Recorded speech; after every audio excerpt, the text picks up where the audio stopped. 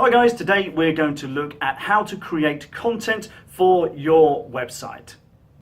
My name is Carl from Buzz Website Design and Marketing, and it's our job to help you to do better in your business.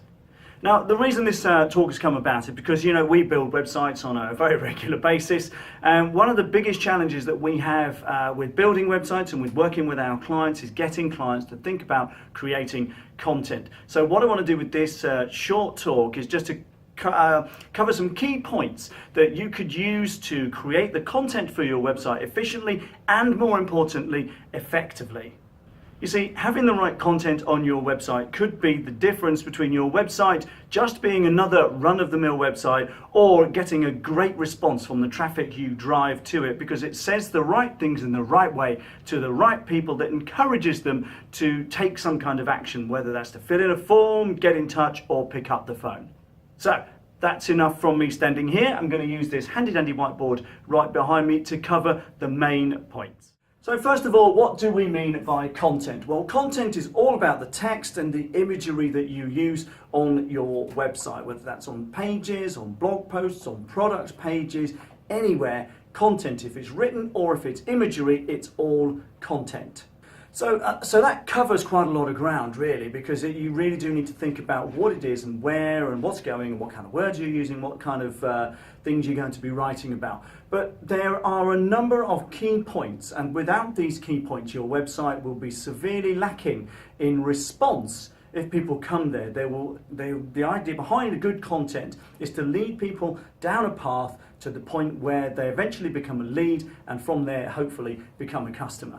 So first things first, your website needs to answer 3 key questions when somebody lands there, and I've covered this in more detail elsewhere, but I'm just going to very briefly touch on them now, and that's who are you, what do you do, and what's in it for me. So we want to know who you are.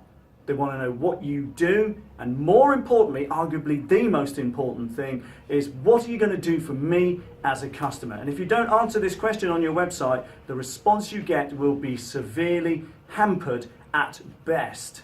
So I've put a link to the video where you can find that explanation down below, so you can check that out in a minute. But what are the things that people are looking for when they come to your website? Usually, when you visit a website, you're looking for an answer to a question or a solution to a problem or a remedy for some kind of pain.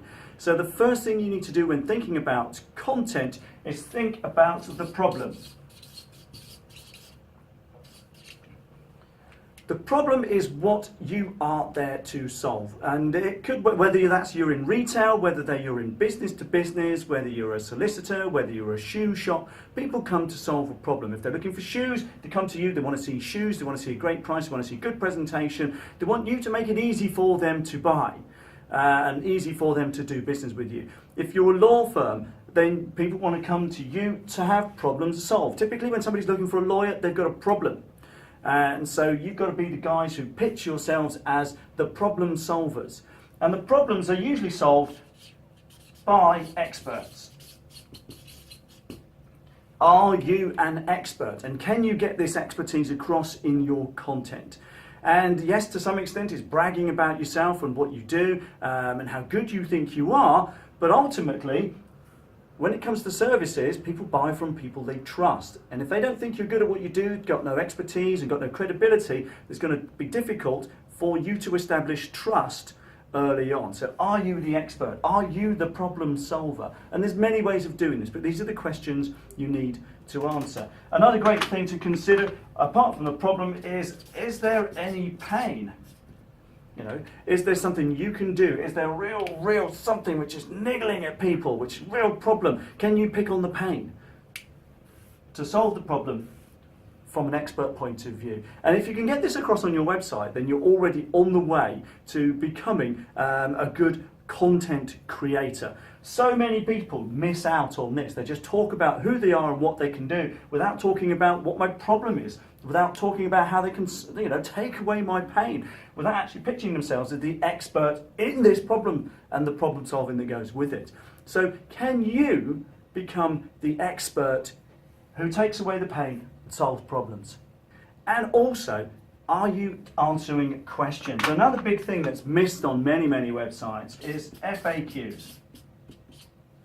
And this could be all around your topic. And even if you do sell shoes online, people want to know that your shoes are good quality. That's a question they may answer. They want to know, are there any, what the shipping fees, etc. Are you a reputable business? How many happy customers have you got? And that comes back down to reviews. And that could be, if you're a restaurant on TripAdvisor, if you're a local business, it could be on Google Reviews. There's a wide variety of different reviews. If you're good at what you do and you've got good reviews, can you put them on your site?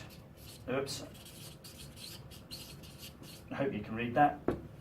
But have you got good reviews that you can share? Again, it comes back to being able to encourage people to think that you are very good at what you do and that you are very, very reputable. What's interesting now on Google Places, Google for Business, you can get business to business reviews as well. If you can encourage people to go to your Google listing and give you a good review, and you can share those reviews, again, it helps to pitch you as the expert, and those reviews all tie in, and it all speaks to answering those three questions. Who are you, what do you do, and what's in it for me as a customer? People want to do business with people they can trust. So I would recommend that you get a comprehensive list of frequently asked questions and highlight them, especially if it's one that comes up over and over and over again in your marketing, and what you talk to people about, and the questions that people ask if they email in or they phone. If they're asking the same questions over and over again, it's obviously a big concern in a large chunk of your market's mind.